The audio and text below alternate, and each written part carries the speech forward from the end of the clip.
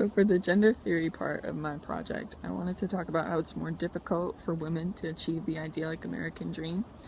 And it's mostly because of the pay gap that's going on.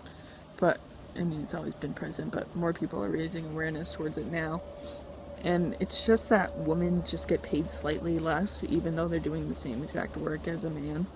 And maybe they're even like higher up and they're getting paid the same as a man who's in a lower position.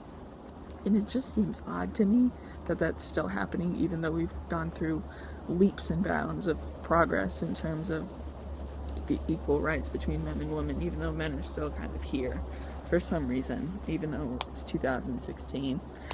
But when it was created, when the term the American Dream was coined, we were still living in a very different time. It was the 1930s.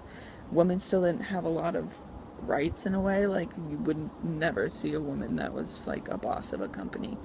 But now we've obviously made it. We have a female presidential candidate. But I think that it's never been really possible for women, even now, to even achieve that, because it would be seen as weird back in the day for a woman to buy her own house and live in it by herself and gain her own wealth, God forbid.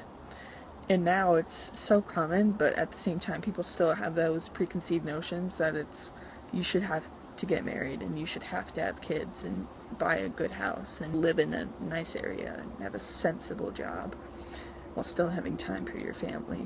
Even though a lot of women don't really, not that they don't want that. Of course, a woman would want to have kids if she wanted to. I mean, if you don't, that's fine.